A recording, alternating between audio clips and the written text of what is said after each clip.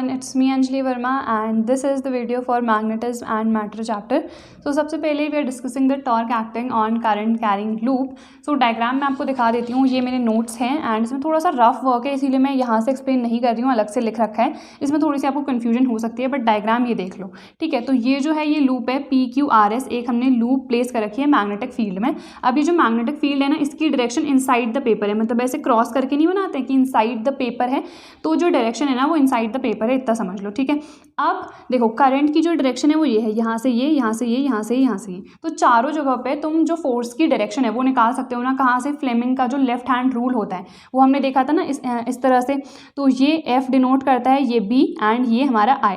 तो जैसे ये है यहाँ पे करंट की डायरेक्शन नीचे को है एंड ये क्या है मैग्नेटिक फील्ड वो नीचे को है, तो डायरेक्शन मेरी किधर को आ गई, इस साइड को ना, इसीलिए F4 की डायरेक्शन ये है। सिमिलरली बाकी भी सारे तुम खुद से देख सकते हो। अगर ये समझ में नहीं आता है ना कि फ्लेमिंग लेफ्ट हैंड रूल क्या है ये सब, तो ऑलरेडी मैंने पिछली वीडियो में बता दिया है, बट स्टिल अगर तुम्हें नहीं आता है ना तो खाली रट लो अभी के लिए कि कुछ इस तरह से ये सब करना है, F1 F3 F1 और F2 F4 सब चीज़ें, ठीक है। तो ये है एंड इसके बाद जो मैग्नेटिक फील्ड है वो इनसाइड द पेपर है, वो मैंने तुम्हें ऑलरेडी बता दिया है। अब देखो F1 और F2 ये दोनों ना इक्वल एंड ऑपोजिट है। इक्वल क्यों है, बिकॉज देखो ये और ये एक रेक्टेंगल है ना, तो ये दोनों क्या होंगे, रेक्टेंगल स्क्वायर कुछ भी समझ लो, ये दोनों साइड तो इक्वल ही होंगी ना। तो ये दोनों साइड अगर इक्वल है तो इक्वल एंड ऑपोजिट फोर्स ही लगेगा, जो फोर्स की वैल्यू है दैट वुड बी, इसको हम अगर बी लेते हैं तो आई बी बी, इसकी भी वैल्यू वही, इसकी भी वैल्यू वही, इक्वल है, ऑपोजिट है, ये नीचे को एक्ट कर रहा है, ये ऊपर को, and they have the same line of action, एक ही लाइन ऑफ एक्शन है एंड हेंस ये कैंसिल आउट कर देंगे एक दूसरे को। तो इन दोनों की वजह से तो कोई भी कपल जनरेट नहीं होगा। कपल क्या होता है, दो फोर्सेज जब एक्ट करते हैं एंड उसे रोटेट कराते हैं।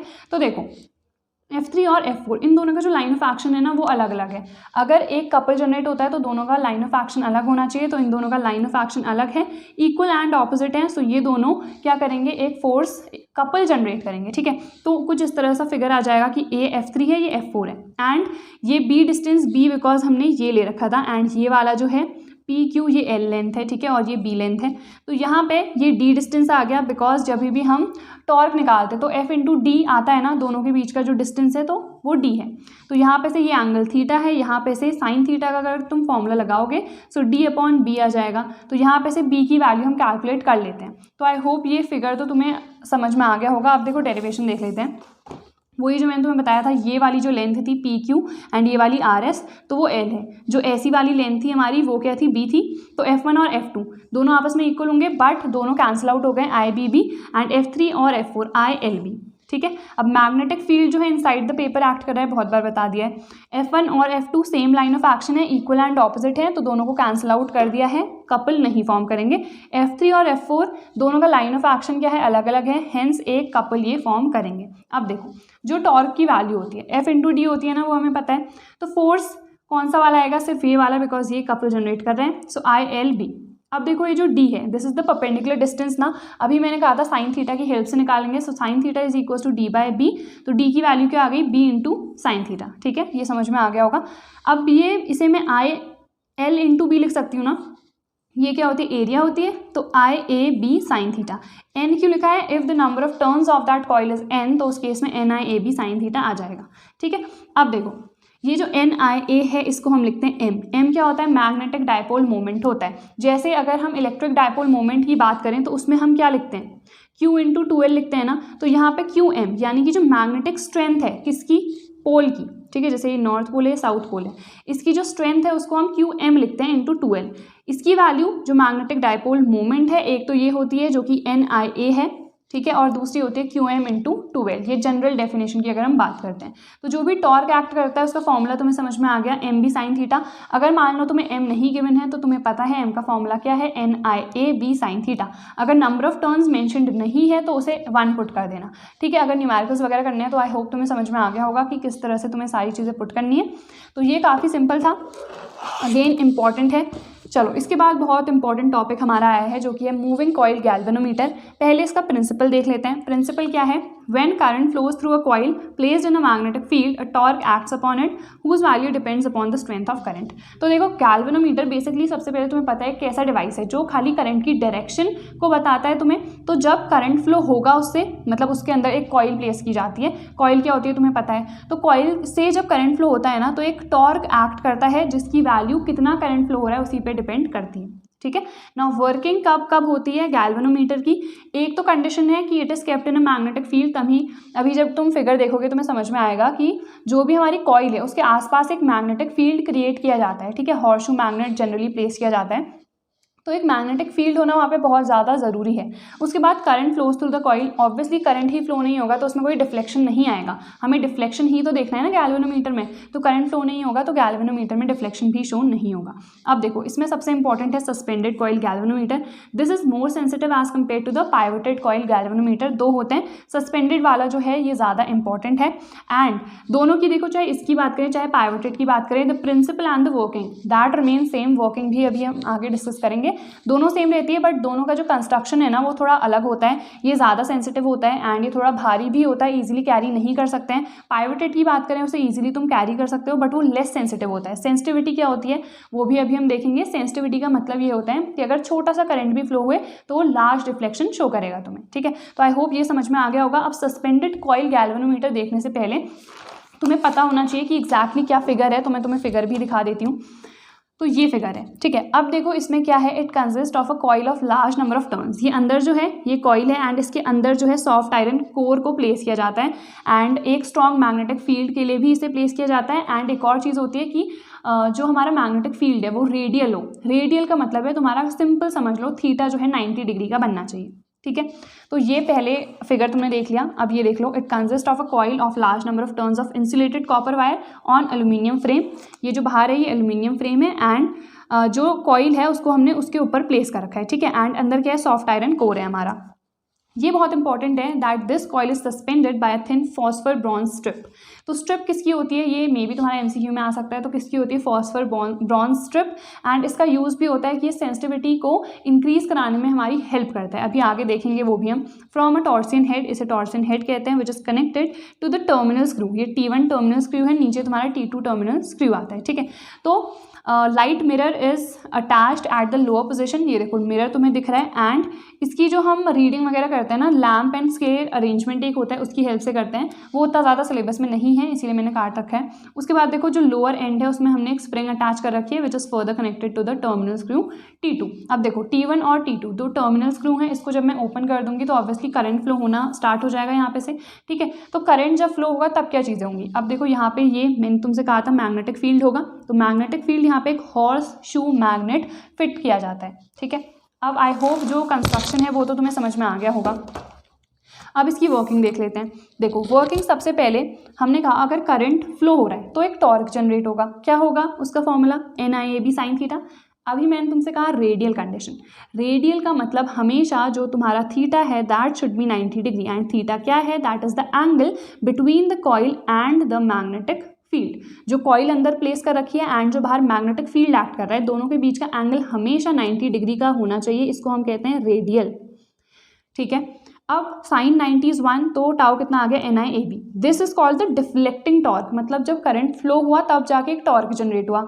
अब वापस एक रीस्टोरिंग टॉर्क लगता है जो कि जो कॉइल है ना उसे उसकी पोजीशन में वापस लाना चाहता है, उसका फॉर्मूला क्या होता है C/φ। C क्या है, टॉर्सनल कांस्टेंट है, फाई क्या है, angle of deflection of coil, मतलब कॉइल कितना डिफ्लेक्ट हुई है, हमें डिफ्लेक्शन ही तो मेनली मेजर करना होता है ना गैल्वेनोमीटर में, तो फाई जो है एंगल ऑफ डिफ्लेक्शन है। अब देखो इक्विलिब्रियम की कंडीशन में क्या होगी, जितना रीस्टोरिंग टॉर्क लग रहा होगा उतना ही डिफ्लेक्टिंग टॉर्क भी लग रहा होगा, तो दोनों की वैल्यू क्या होगी, सेम ही होगी, तो NIAB is equal to C/φ। I hope इतना तुम्हें समझ में आ गया होगा। इसके बाद आगे का देख लेते हैं, ठीक है।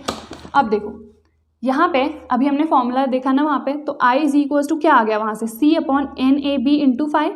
ये जो C/NAB है ना इसकी वैल्यू होती है K, और K क्या है, रिडक्शन फैक्टर। देखो बहुत सारे इसमें टर्म्स आ रहे हैं, टॉर्सनल कांस्टेंट है एंड फाई है, angle of deflection of coil है, ये सारी चीज़ें तुम्हें आनी चाहिए। अब K आ गया है जिसको हम रिडक्शन फैक्टर कहते हैं ऑफ द गैल्वेनोमीटर। तो अब देखो K तो एक कांस्टेंट वैल्यू ही होगी, तो I is directly proportional to phi, ये आ गया हमारा, ठीक है।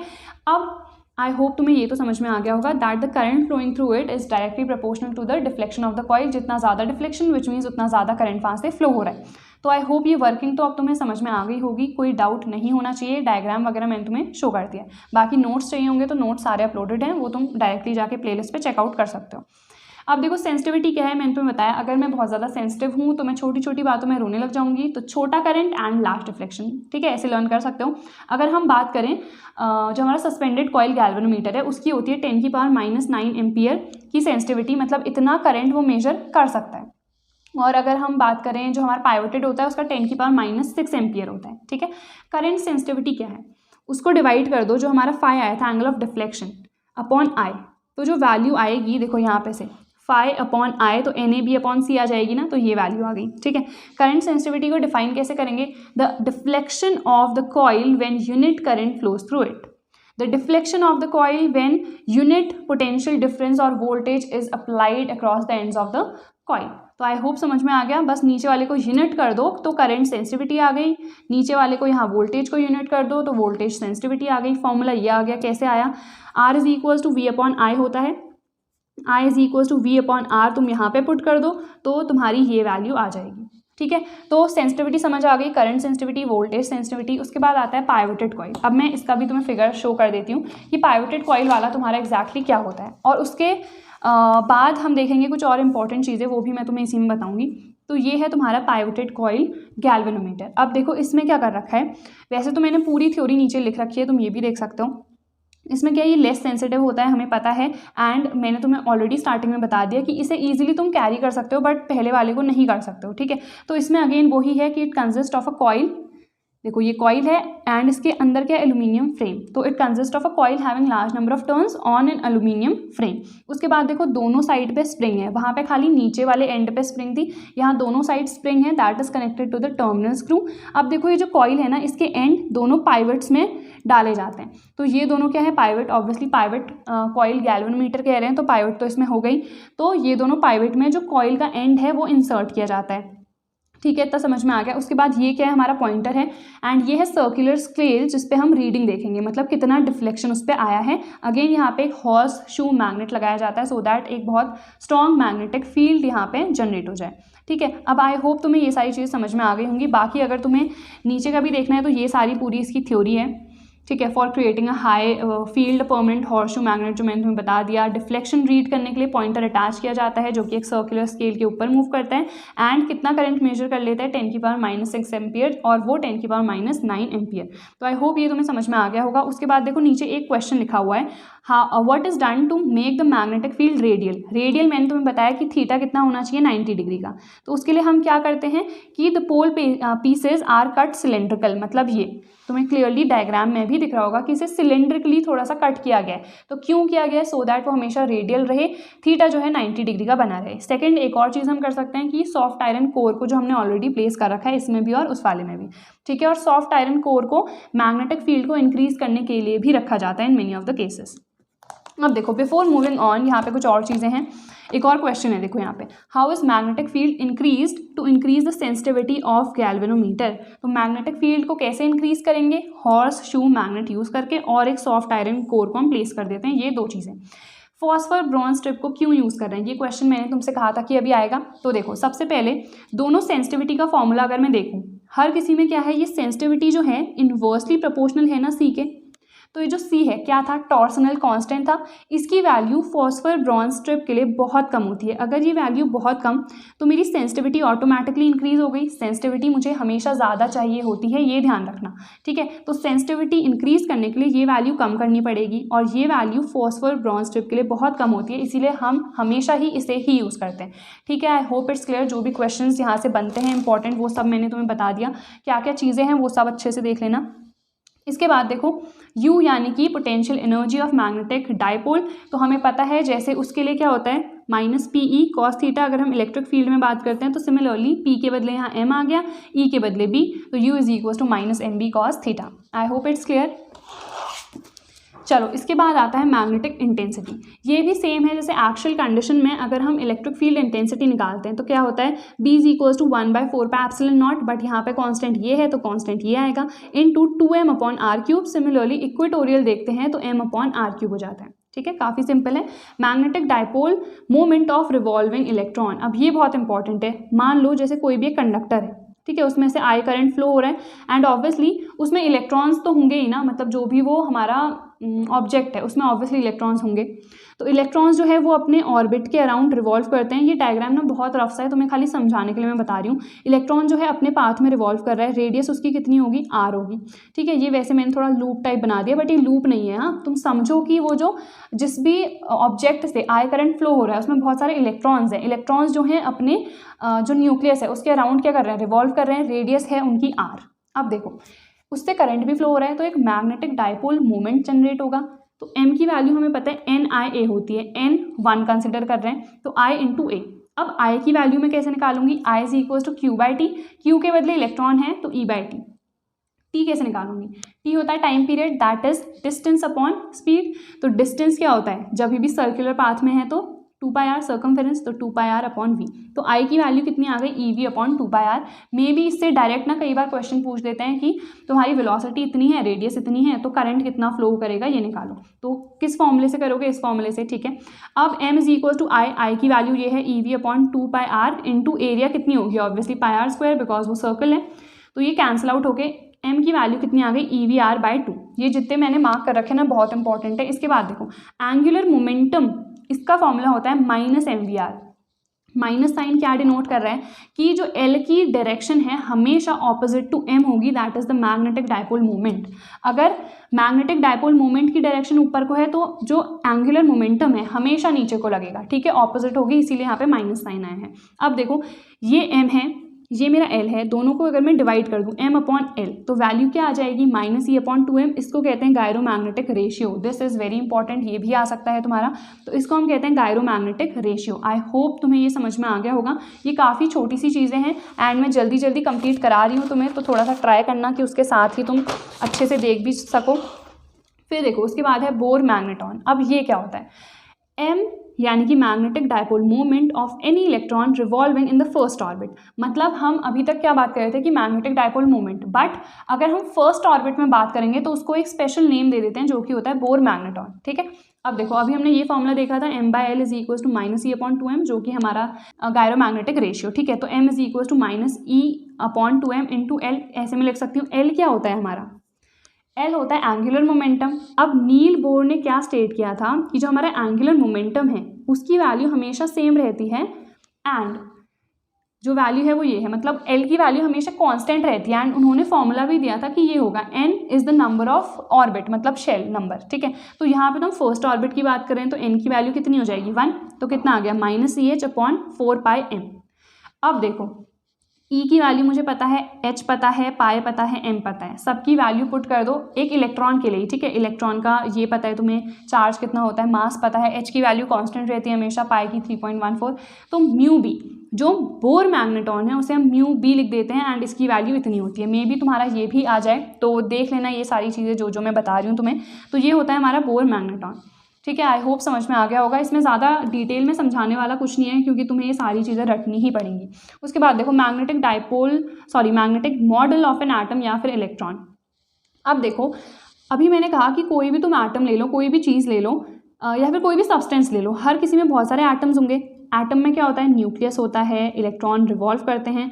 तो मेन जो किसी भी ऑब्जेक्ट में मैग्नेटिक प्रॉपर्टी होती है ना, वो हमेशा इलेक्ट्रॉन की वजह से ही होती है, ठीक है। तो इलेक्ट्रॉन की वजह से क्यों है, बिकॉज वो अपने न्यूक्लियस के अराउंड रिवॉल्व कर रहा है, एक अपने एक्सिस के अराउंड भी रिवॉल्व करता है। जब वो न्यूक्लियस के अराउंड मूव कर रहा है तब उसे ऑर्बिटल मोशन कहते हैं। स्पिन रोटेशन कब कहते हैं, जब वो अपने एक्सिस के अराउंड। अब इसे तुम कैसे समझ सकते हो, जैसे सन है, ठीक है, तो ये सन है, इसके अराउंड अर्थ रिवॉल्व कर रही है। तो तुम्हें पता है कि एक तो सन के अराउंड मूव करती है, एक अपने एक्सिस के अराउंड भी तो रोटेट करती है ना। तो इसी तरीके से जो इलेक्ट्रॉन है उसमें भी दो तरह के मोशन होते हैं, ऑर्बिटल यानी कि सन के अराउंड, स्पिन यानी कि अपने एक्सिस के अराउंड, ठीक है। तो आई होप ये तो तुम्हें क्लियर हो गया होगा। अब m1 क्या है, m2 क्या है। ऑर्बिटल की वजह से जो मैग्नेटिक डायपोल मोमेंट उसमें जनरेट होगा उसकी वैल्यू ये थी, हमने देख लिया गायरोमैग्नेटिक रेशियो से। अब m2 क्या है, -E upon m into S, ये वैल्यू फिक्स्ड है, ये वैल्यू भी तुम्हें लर्न करनी है। s क्या है, spin angular momentum, this is the angular momentum या फिर ऑर्बिटल एंगुलर मोमेंटम कह सकते हो, ये होता है स्पिन एंगुलर मोमेंटम। अगर मैं टोटल मैग्नेटिक डायपोल देखूं जो कि उस इलेक्ट्रॉन की वजह से जनरेट हो रहा है, तो उसकी वैल्यू दोनों को एडअप कर दो। एडअप करोगे तो -E अपॉन 2m मैंने कॉमन ले लिया है, तो L प्लस 2s। अब यहाँ से तुम्हें क्लियरली दिख रहा है s की वैल्यू क्या है, ज़्यादा है। तो अगर तुमसे पूछा जाए ना कि जो मैग्नेटिक प्रॉपर्टी है किसी भी एटम की वो उस इलेक्ट्रॉन के ऑर्बिटल मोशन से ज़्यादा होती है या फिर स्पिन रोटेशन से, तो हमेशा स्पिन रोटेशन की वजह से ज़्यादा मैग्नेटिक डाइपोल मोमेंट जनरेट होता है।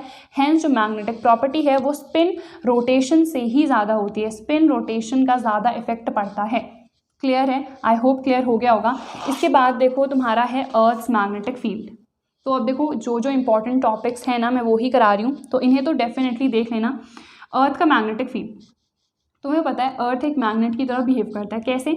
हमने अभी देखा था कि अगर मैं कोई भी मैग्नेटिक नीडल ले लो या कोई भी मैग्नेट ले लो, तो उसे अगर मैं फ्रीली सस्पेंड कर दूंगी, छोड़ दूंगी, हमेशा नॉर्थ साउथ डायरेक्शन में ही रेस्ट करता है, तो विच मीन्स अर्थ में भी तो कहीं ना कहीं मैग्नेटिक प्रॉपर्टी होगी, तभी तो ऐसा कुछ हो रहा है। उसके बाद अगर तुम कोई आयरन पीस को बरी कर दे हो तो कुछ टाइम बाद हम देखेंगे कि उसमें मैग्नेटिक प्रॉपर्टी इंड्यूस हो गई है। तो इंड्यूस तो तभी हो सकता है जब अर्थ में मैग्नेटिक प्रॉपर्टी ऑलरेडी हो। ठीक है, तो आई होप इट्स क्लियर। अर्थ के मैग्नेटिक फील्ड की वैल्यू कितनी होती है? 10⁻⁴ टेस्ला या फिर 1 गॉस। ये ऑलरेडी मैं तुम्हें बता चुकी हूँ कि एक टेस्ला में 10⁻⁴ गॉस होते हैं। टेस्ला जो है वो MKS यूनिट है, गॉस जो है CGS यूनिट है। तो ये याद कर लेना, अर्थ के मैग्नेटिक फील्ड की वैल्यू ऑलमोस्ट इतनी होती है। अब देखो अर्थ का मैग्नेटिक फील्ड, अब मैं तुम्हें डायग्राम भी दिखाऊंगी। जो मैग्नेटिक नीडल है, अगर तुम उसे पोल्स के पास ले जाओगे तो जो मैग्नेटिक नीडल है ना वो परपेंडिकुलर हो जाएगी, तो उस केस में तुम क्या कहोगे कि वो पोल है। अगर तुम इक्वेटर पे ले जाओगे so the magnetic needle will become parallel to the equator, तो उस केस में वो इक्वेटर कहलाता है। बाकी किसी भी प्लेस पे ले जाओ तो कोई ना कोई वो एंगल बनाएगी हमेशा, जो मैग्नेटिक नीडल है उसे क्या कहते हैं वो भी अभी हम देखेंगे। एलिमेंट्स आ गया, उससे पहले मैं तुम्हें कुछ इंपॉर्टेंट चीज़ें जो हैं वो बता देती हूँ। वेट, देखो अगर किसी को भी नोट्स चाहिए है ना तो प्लेलिस्ट पे जाके डायरेक्ट तुम लोग डाउनलोड कर सकते हो। अब देखो इसमें ये कुछ इस तरह से फिगर है, आई होप तुम्हें दिख रहा हो। तो देखो इसमें क्या है, ये है अर्थ का रोटेशन एक्सिस, मतलब अर्थ जिसके अराउंड रोटेट करता है, जो अभी हम कह रहे थे ना स्पिन रोटेशन, तो स्पिन रोटेशन ऐसे होता है इसमें। ठीक है, ये जो है इसको हम कहते हैं मैग्नेटिक एक्सिस। मैग्नेटिक एक्सिस यानी कि जो अर्थ का खुद का मैग्नेट है। देखो ऊपर को हम नॉर्दर्न या फिर नदर्न कुछ भी हेमिस्फेयर कहते हैं, नीचे वाले का सदर्न कहते हैं। ठीक है, मतलब साउथ वाला। तो जो हमारा मैग्नेट है ना अर्थ का, उसका जो साउथ है वो नॉर्थ में होता है, जोग्राफिकल नॉर्थ, और जो इसका नॉर्थ है, जो मैग्नेट का नॉर्थ है वो साउथ में होता है। ठीक है, तो ये समझ में आ गया। एंड जो लाइन पास करेगी इससे, उसको क्या कहेंगे? मैग्नेटिक एक्सिस कहेंगे। तो ये हो गया मैग्नेटिक एक्सिस तुम्हारा। मैग्नेटिक एक्सिस और जो हमारा अर्थ का रोटेशन वाला एक्सिस है, दोनों के बीच का एक एंगल बनता है जिसकी वैल्यू होती है 11.5 डिग्री। मे बी ये भी तुम्हारा आ जाए, इसलिए मैं बता रही हूँ तुम्हें सारी चीज़ें। उसके बाद देखो एक तो होगा जोग्राफिकल इक्वेटर, दूसरा होता है मैग्नेटिक इक्वेटर। ठीक है, मैग्नेटिक इक्वेटर यानी कि ये मैग्नेट से रिलेटेड है, इस वाले मैग्नेट से। ठीक है, तो ये सारी चीज़ें आई होप तुम्हें समझ में आ गई होगी। इसके अलावा फिलहाल इसमें और कोई इंपॉर्टेंट टॉपिक नहीं है, बस वो जो चीज़ें मैंने तुम्हें बता दी, जियोमैग्नेटिक पोल्स, मैग्नेटिक इक्वेटर क्या होता है, ये सारी। इसके बाद आते हैं एलिमेंट, तो हम एलिमेंट देख लेते हैं। तो आई होप जो मैंने तुम्हें बताया ना ये सारी चीज़ें तुम्हें समझ में आ रही होंगी। फिर है element of earth's magnetic field. 3 element होते हैं। पहला होता है एंगल ऑफ डिक्लाइनेशन, इसको हम अल्फा से रिप्रेजेंट करते हैं, और एंगल ऑफ डिप को थीटा से। ठीक है, तो एंगल ऑफ डिक्लाइनेशन क्या है? It is the angle made between magnetic and geographical meridian. अब मैग्नेटिक और ज्योग्राफिकल मेरिडियन क्या है?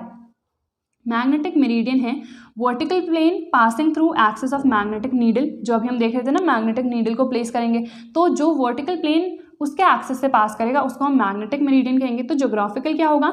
The vertical plane that passes through the line joining the geographical north and the geographical south pole. तो नाम से ही तुम्हें समझ में आ रहा होगा, मैग्नेटिक मेरिडियन है तो ऑब्वियसली वहाँ पे मैग्नेटिक नीडल की बात हो रही है। ज्योग्राफिकल मेरिडियन यानी कि जो हमारा ज्योग्राफिकल जो एक्चुअल में नॉर्थ और साउथ पोल है उससे जो वर्टिकल प्लेन पास कर रहा है उसको हम ज्योग्राफिकल मेरिडियन कह दे रहे हैं। आई होप तुम्हें समझ में आ गया होगा, काफ़ी सिंपल है। एक बार मैं तुम्हें डायग्राम भी बता देती हूँ। चलो अभी दिखाऊंगी, पहले एंगल ऑफ डिप देख लेते हैं, बिकॉज तुम्हें एंगल ऑफ डिप से ज़्यादा अच्छे से समझ में आएगा, उसके बाद जो बाकी चीज़ें तुम देखोगे। अब देखो ये है तुम्हारा एंगल ऑफ डिप, जिसको हम मैग्नेटिक इंक्लाइनेशन भी कहते हैं। तो मे बी इसके फॉर्म में भी आ जाता है, कई बार कन्फ्यूजन हो जाता है कि एंगल ऑफ डिक्लाइनेशन था तो ये मैग्नेटिक इंक्लाइनेशन क्या है। तो एंगल ऑफ डिप को ही हम मैग्नेटिक इंक्लाइनेशन भी कहते हैं। इसे लिखते हैं हम थीटा, उसको अल्फा, इसको थीटा। तो पोल के लिए अभी हमने देखा था ना कि जो मैग्नेटिक नीडल है वो क्या करती है, पोल पे परपेंडिकुलर आ जाती है यानी कि 90 डिग्री, इक्वेटर पे पैरेलल हो जाती है यानी कि 0 डिग्री। तो एक्चुअल में एंगल ऑफ डिप है क्या, it is the angle made between the magnetic needle and the horizontal direction of earth. I hope अब तुम्हें समझ में आ गया होगा कि जो मैग्नेटिक नीडल है वो परपेंडिकुलर हो रही थी तो एंगल कितना है 90 डिग्री, पैरेलल है तो 0 डिग्री। तो एंगल ऑफ डिप है क्या, the angle made between that magnetic needle and the horizontal direction of earth. ठीक है, तो क्लियर है। अब देख लो तुम डायग्राम, देखो ये है एंगल ऑफ डिक्लाइनेशन का, ये है मेरा मैग्नेटिक मेरिडियन, बिकॉज हमने एक प्लेन कहा था ना, तो ये एक प्लेन है, 3D टाइप में इमेजिन कर लो कुछ। ये है मेरा ज्योग्राफिकल मेरिडियन, इन दोनों के बीच का जो एंगल बन रहा है ना उसी को हम कहते हैं एंगल ऑफ डिक्लाइनेशन। अब देखो यहाँ पे ये है मेरी जो मैग्नेटिक नीडल है, ये है मेरी हॉरिजॉन्टल डायरेक्शन, तो इन दोनों के बीच का एंगल है थीटा, जिसको हम कहते हैं एंगल ऑफ डिप। अगर ये पैरेलल हो गई तो 0 डिग्री बन रहा है हॉरिजॉन्टल डायरेक्शन के साथ, अगर परपेंडिकुलर हो गई तो 90 डिग्री बन रहा है, इसीलिए थीटा की वैल्यू 0 या फिर 90 होती है पोल या फिर इक्वेटर पे। ठीक है, अब आई होप ये सब तुम्हें समझ में आ गया होगा। थर्ड आता है बहुत important, horizontal component of earth's magnetic field. अब देखो दो कंपोनेंट होते हैं हर चीज़ के, हमें पता है, हॉरिजॉन्टल एंड वर्टिकल। तो वर्टिकल वाला भी है और BE क्या है, अर्थ का मैग्नेटिक फील्ड, ये है वर्टिकल कंपोनेंट, ये है हॉरिजॉन्टल कंपोनेंट। तो अगर हम वर्टिकल की बात करें तो यहाँ पे आता है साइन थीटा, अगर हॉरिजॉन्टल पे देखें तो वहाँ पे आता है कॉस थीटा। ये सब तुमने पढ़ा होगा क्लास 11th में, नहीं पढ़ा तो कोई बात नहीं, अभी खाली रट लो। BV is equal to BE sine theta, BH is equal to BE sine theta. ये वाला जो है हॉरिजॉन्टल कंपोनेंट, ये सबसे ज़्यादा इंपॉर्टेंट होता है, इसीलिए इसकी हेडिंग भी वही है कि horizontal component of the earth's magnetic field.